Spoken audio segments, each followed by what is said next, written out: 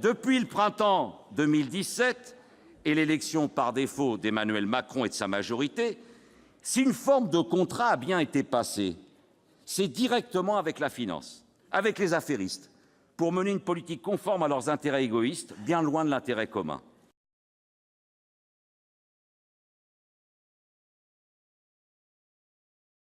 Monsieur le ministre, Mesdames, Messieurs, chers collègues, SMIC, 1498,47 brut mensuel, soit 1188 € net. RSA, 550,93 € pour une personne seule sans enfant et 1157 € pour un couple avec 2 enfants. Minimum vieillesse, 634,66 €. Pension de retraite moyenne des femmes de 1091 € brut, inférieure de 42 % à celle des hommes. Voilà la réalité. Voilà la vie réelle de millions de nos concitoyens qui attendaient des réponses claires du chef de l'État à leur exigence de vivre mieux, d'être respectés dans leur dignité. Tout en maintenant son cap, le Président de la République, avant encensé sur sa vision avant-gardiste de la politique, il a rencontré l'humilité. Et enfin, à reconnaître le légitime élan populaire citoyen qui souffle actuellement sur notre pays.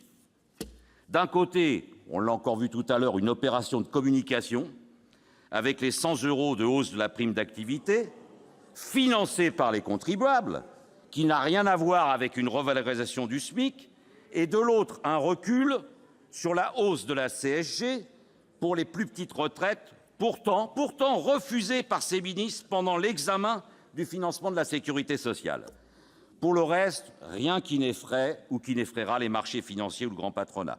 Exonéré de toute augmentation des salaires, mais approfondira, soyez-en certains, la défiance populaire à l'égard des politiques gouvernementales. Qu'on en juge, pas de hausse du SMIC, gel du point d'indice des fonctionnaires, gel de l'allocation adulte handicapé jusqu'au 1er avril 2020. Et quid de moins 13 milliards aux collectivités territoriales d'ici 2022? Et toujours de l'autre côté, excusez-moi, des fortunés cajolés par la suppression de l'ISF, des évadés fiscaux protégés, des actionnaires libres de ponctionner les richesses produites par les salariés au détriment de leur salaire. C'est ce que contient la loi de finances, signe de la prise en compte, comme nous le voyons, de la défense du pouvoir d'achat et de la juste rémunération du travail. Mais le gel n'est pas tout sans quelque hausse, à l'image des primes d'assurance et de toute cette fiscalité indirecte, prétendue indolore et insidieuse, qui fait aujourd'hui se soulever une majorité de l'opinion. Je ne reviens pas ici sur le fait que le Sénat a fini par arracher le gel des taxes sur les carburants après avoir voté toutes les hausses antérieures.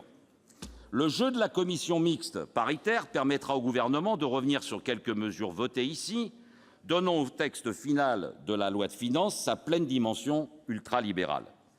Les mesures annoncées hier dans l'allocution enregistrée du Président de la République ne vont pas changer la donne, puisque la facture va être soldée, en plus encore de droits indirects et de TVA et de moins de services publics. Cette politique du fort avec les faibles, du faible avec les forts, qui anime aujourd'hui un pouvoir désavoué, cacophonique cet après-midi jusqu'au plus haut niveau, vient de montrer ses limites, à moins que la droite, qui est déjà en partie dans le gouvernement, mais que l'autre partie de la droite vienne à son secours. Depuis le printemps 2017 et l'élection par défaut d'Emmanuel Macron et de sa majorité, si une forme de contrat a bien été passée, c'est directement avec la finance, avec les affairistes, pour mener une politique conforme à leurs intérêts égoïstes, bien loin de l'intérêt commun.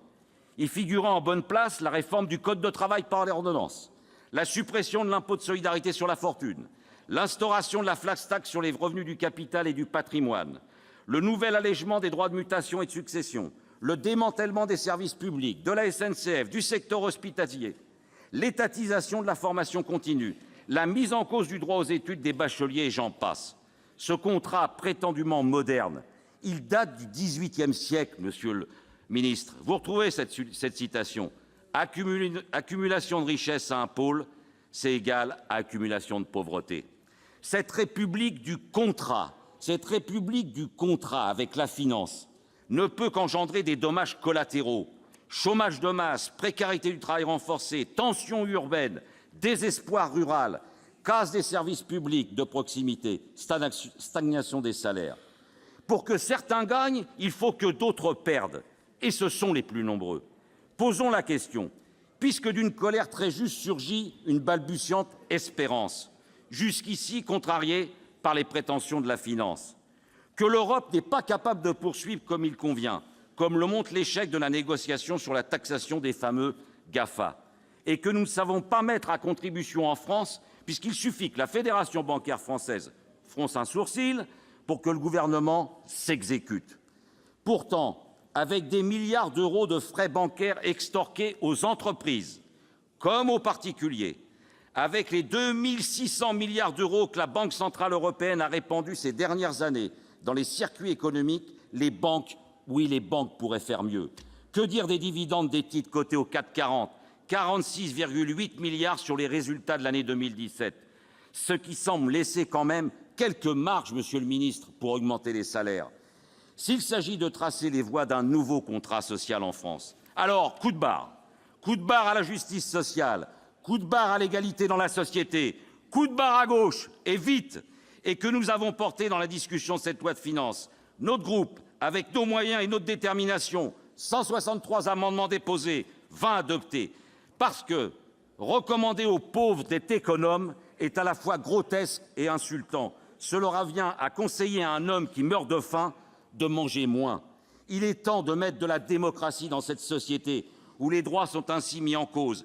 Démocratie dans les institutions, démocratie dans la cité, dans les entreprises, au sein de la sécurité sociale, démocratie partout.